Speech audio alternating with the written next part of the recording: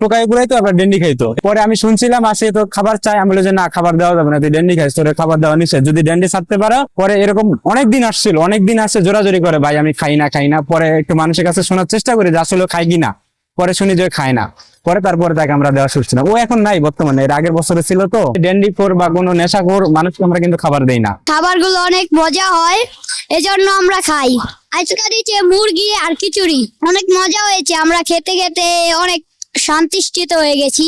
আমাদের সামনে খায় না, প্লাস হচ্ছে আমরা ওরকম মানুষের খাবার দিইও না।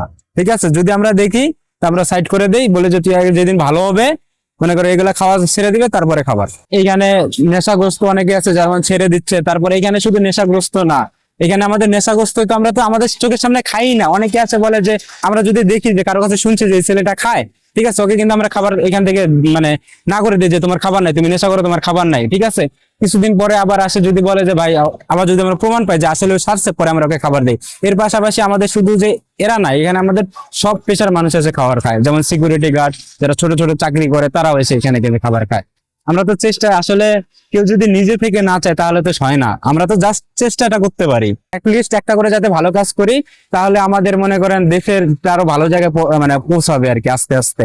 আমাদের টার্গেট সবারই, এখানে যারা রাস্তার মানুষ না, আমাদের যারা চ্যারিটিতে যারা সদস্য আছে, ভলেন্টিয়ার আছে, সবারই আমাদের একটা করে ইন্টেনশন থাকে যে আমরা অ্যাটলিস্ট দিনে একটা করে হলেও ভালো কাজ করব। তো আমরা সবাই নিজের জায়গা থেকে একটা করে একদিনই একটা করে ভালো কাজ করার চেষ্টা করব। রাস্তার যারা ছিন্নমূল মানুষ আছে তাদের জন্য।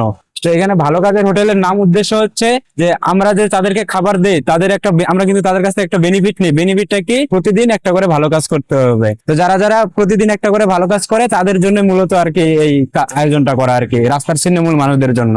এক এক সময় এক একজন এক একটা মানে এক একজন তো এক একটা রকমের ভালো কাজ করে। যেমন অনেকে বলে যে রাস্তা একটু ময়লা ছিল, মানে উঠায় দিছে। কেউ আবার কারো মানে বোঝা, যে যেমন বাজার টাজার করে বোঝা উঠায় দেয়, বৃদ্ধ মানুষকে একটু রাস্তা পার করে দেয়, এরকম আর কি বিভিন্ন ধরনের ভালো কাজ করে থাকে। মাশাআল্লাহ দিলে ভালো খাবারই দেয় প্রতিদিন। তুমি আজকে কোনো ভালো কাজ করছো? রোজা রাখছেন কি? প্রমাণ তো আমরা ওইভাবে নেই না। এখন অনেকে এসে বলে, যেমন সত্যি কথা বলে যে আজকে করতে পারি নাই, কালকে করে দিব।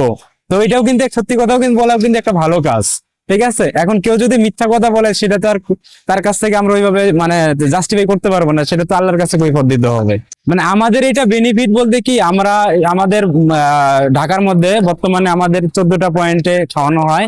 রমজান মাস ছাড়া 11 মাসই হচ্ছে দুপুরে আর রাতে খাওয়ানো হয়। এটার মূল উদ্দেশ্য হচ্ছে রাস্তার যারা ছিন্নমূল মানুষ তারা যাতে ক্ষুধার যন্ত্রণায় কেউ যাতে খারাপ কাজে লিপ্ত না হয়। কারণ অনেক সময় দেখা যায় যে ক্ষুধার যন্ত্রণায় অনেক খারাপ কাজে মানুষ আসক্ত হয়ে যায়। এটাই আমাদের মূল উদ্দেশ্য।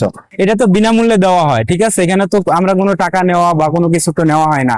এখানে জাস্ট আমরা একটা উদ্যোগ নেই যে আমরা প্রতিদিন মানুষ একটা করে ভালো কাজ করব। এটাই আমাদের সবার টার্গেট, যে আমরা প্রতিদিন একজন করে এক একটা করে ভালো কাজ করব। এটাই হচ্ছে আমাদের মেইন উদ্দেশ্য। অনেক সময় সাজানোর সময় ছোট ছোট বাচ্চা হচ্ছে ফালায় দেয়, আমরা পরে আবার উঠে রাখে দেই, উঠে আবার পানি টানি দিয়ে শরবত দিয়ে আবার সাজায় দেই, এরকম হয় সচরাচর। ছোট ছোট বাচ্চা তো এরা তো আসলে মূলত এইভাবে ভালো কাজ করতে পারে না। তো এখন অনেক সময় আছে আবদার করে, কান্নাকাটি করে, এদেরকে আমরা বলি যে তোমরা বড় হয়ে একটা করে ভালো কাজ করবা, যেটা হচ্ছে বিনা স্বার্থে, নিজের কোনো স্বার্থ নাই, একটা মানুষের উপকার করতে হবে।